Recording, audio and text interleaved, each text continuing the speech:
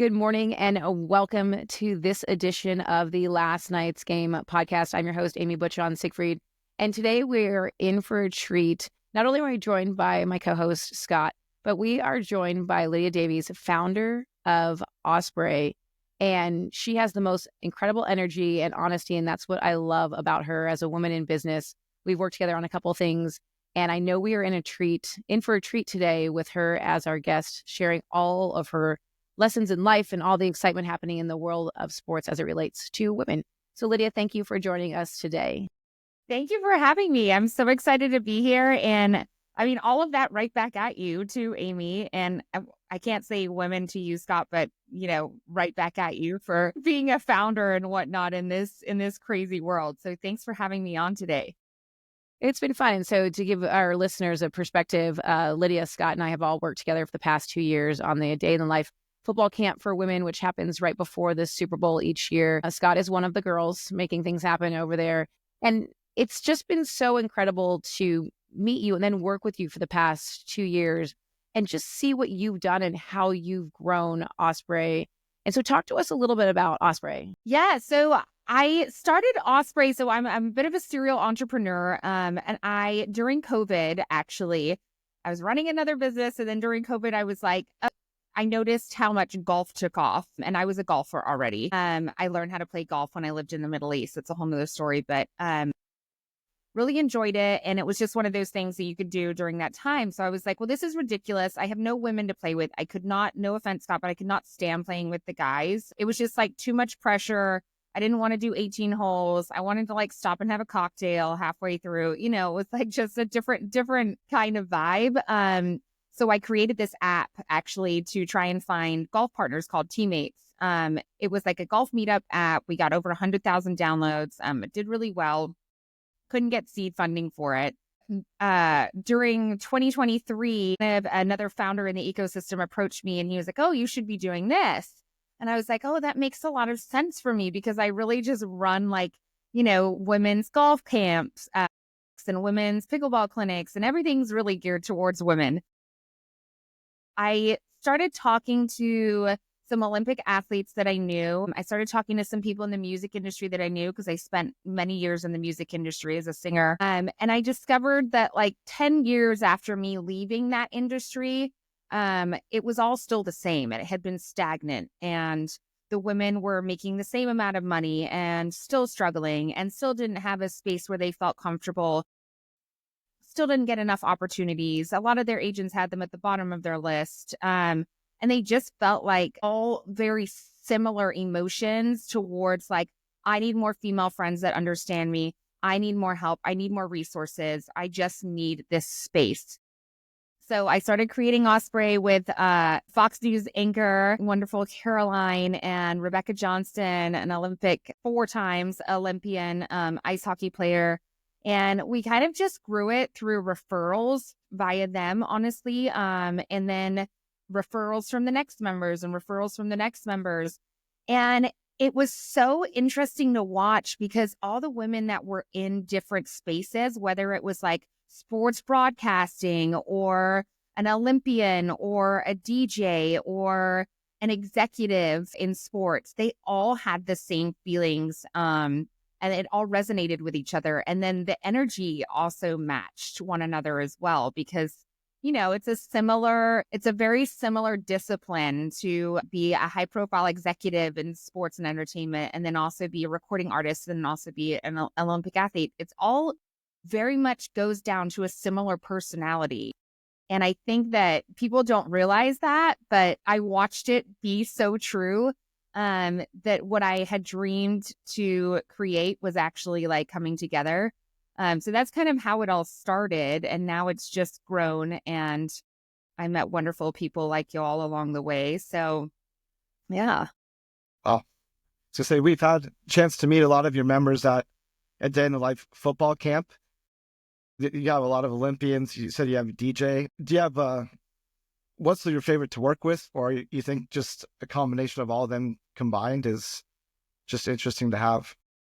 Well, for me, it's the community. So I grew up overseas. I I'm British, but I went to school in like Indonesia, Singapore, Alaska, kind of all over the place. And so every time I moved, which was about every like 18 months to 2 years, I would have to create my own new community. And I would do that through sports teams. Like I would join sports teams or clubs or whatnot. I also did choir and, anything really sports and entertainment wise, I joined. And I found that once you had a community, it didn't matter where you were. Like you had those people to support you.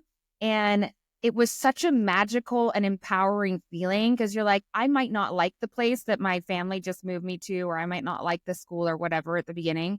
But if you have those people and that support, then it doesn't matter where you are. So honestly, I created this for everyone to be able to feel that, to be able to get together and feel that. So it's not like, who do you like working with one specific person? It's working with everyone holistically as a whole, and seeing what they can bring out of each other and seeing how this executive can help this news anchor, or this Olympic athlete can help this college athlete, or this singer can collab on a reel with this agent instead of just them being behind the scenes. There's all these like really cool things that women can do together because we're so creative.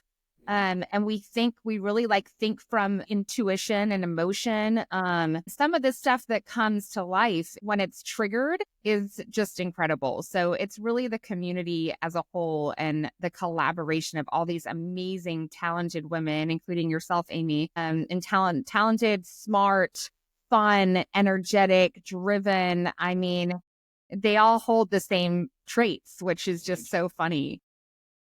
Well, I was going to say, I feel like you've done a really good job of curating this really impressive community because everyone I've ever met through Osprey, we've clicked. And that comes from your life experience, I'm sure, of creating communities over and over again.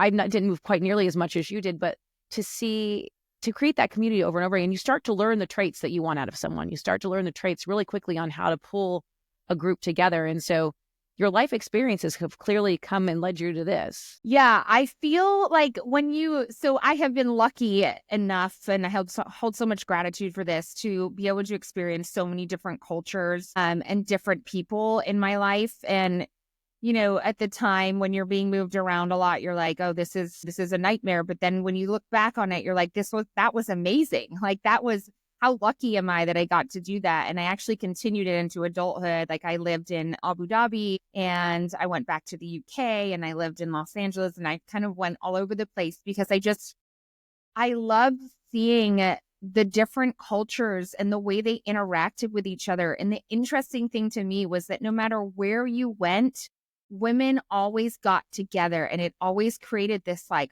powerful, you could just see it, even if there was just a group of women having coffee together, like the collaboration and the like sisterhood and all that, it's just there with us. And no matter where you are. So I think that I knew coming into Osprey that it didn't matter like where someone was from or what language they spoke or what actual part of the sectors they were in, because they would find a way to create and relate and understand each other. Well, that's one thing that I think I really love about you, and I see you celebrate others. And I know that you put that in your profile, that is something you want to help celebrate others and their successes.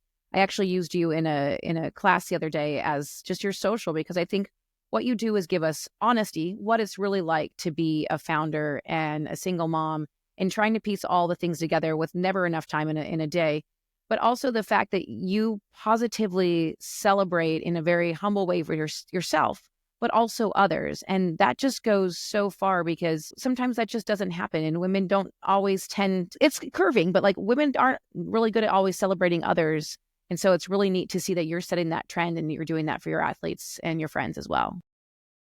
Yeah, I think I'm very lucky that, I was kind of born with a positive glass half full attitude.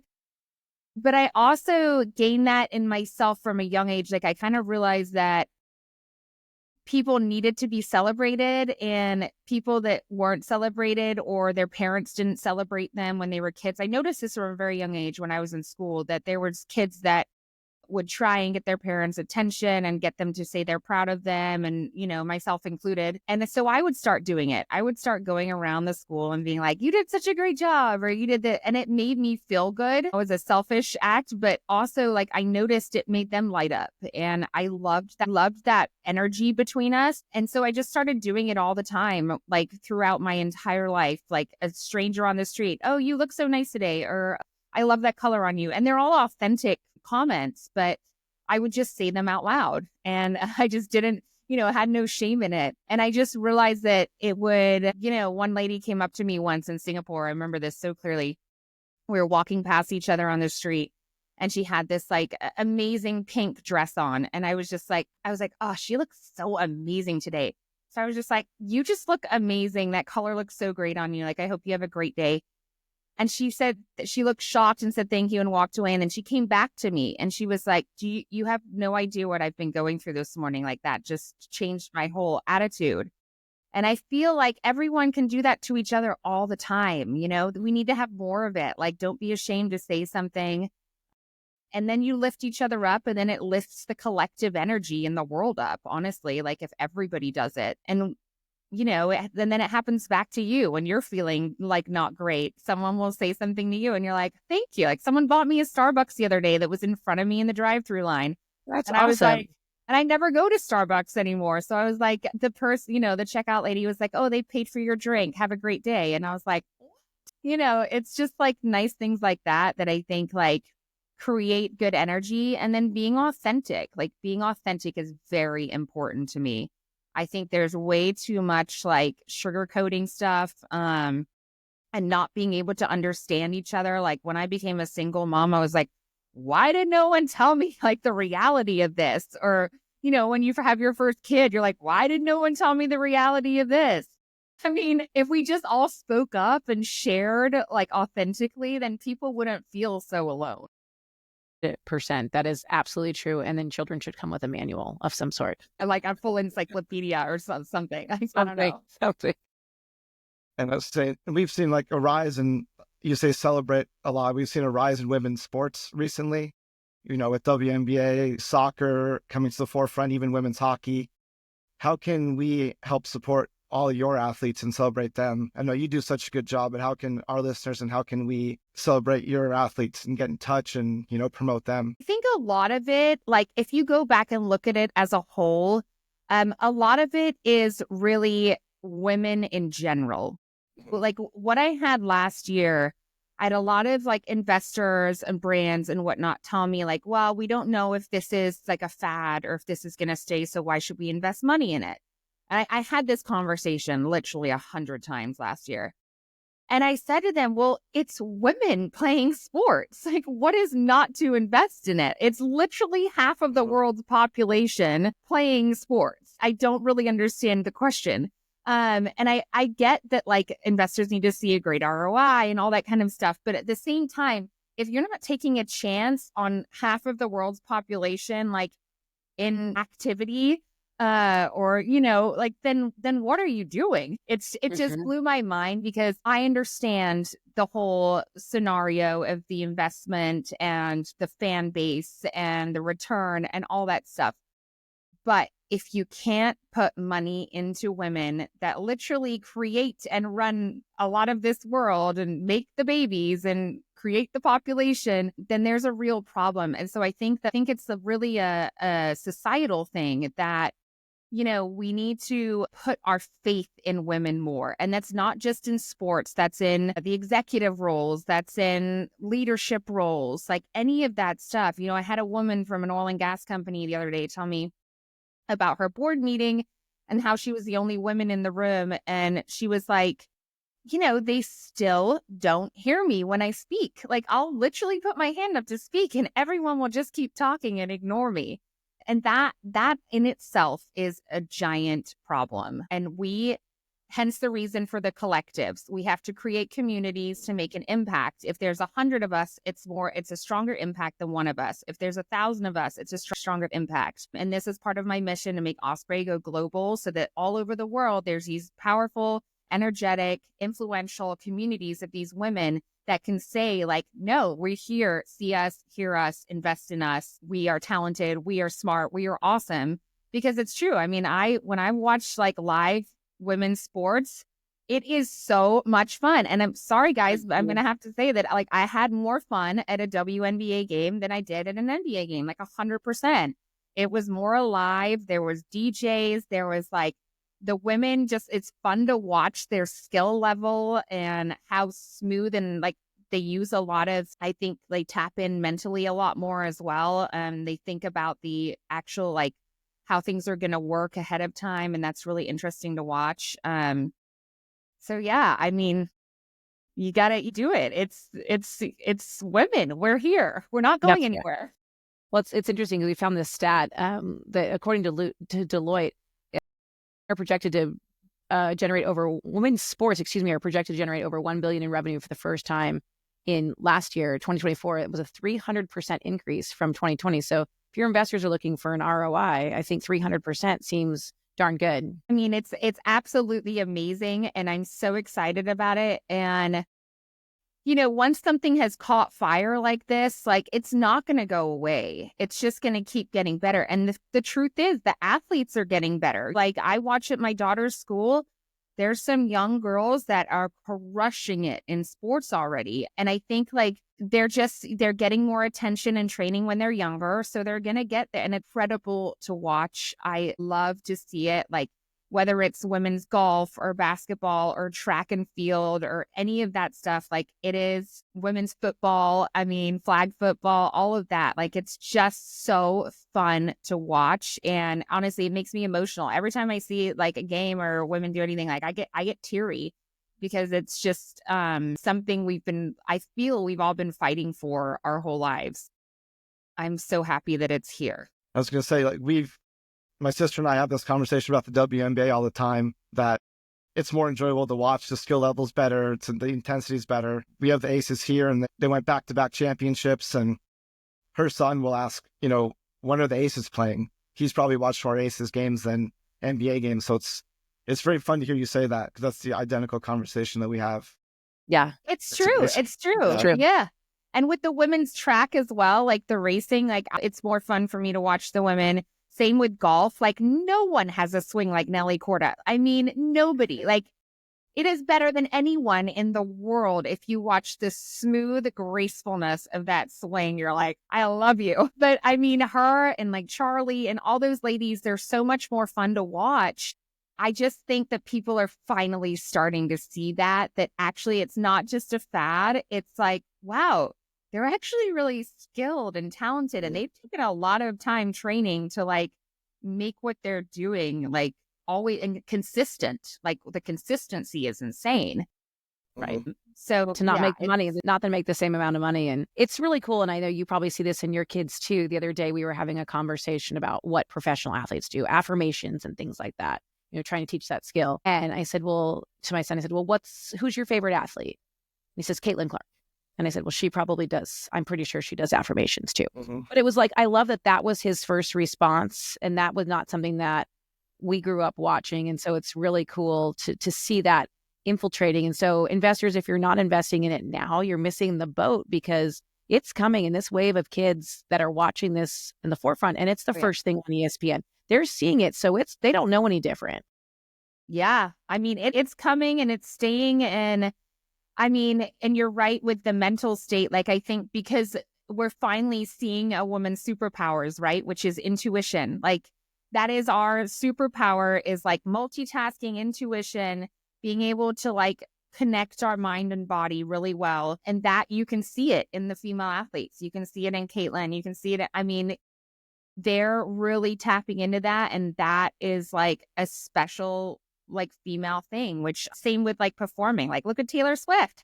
She's like, oh, don't worry, I just do a 3-hour show nonstop at my age. I'll be totally fine. And then I'm not even sweating, you know, it's like incredible. I have no words. So it's really cool to see it happen. It really is. Okay, I have some rapid fire questions for you to wrap us up a little bit here. What's one thing you don't waste your time on? Deciding. I love that. Clearly. What are you listening to? Always podcasts. I just listened to the telepathy tapes, actually. Kai Dickens. I just finished listening. That was really interesting. What's the hardest part of your day? Getting the kids to school in the morning. Amen to that. Every mom says yes, please. What's the best part of your day? Picking my kids up from school. Okay, a couple more. Your favorite country to live in or favorite place to live in? I mean, I love Texas through and through. Like I always have since I was a kid, but I have to say, like, Singapore is an incredible country to live in.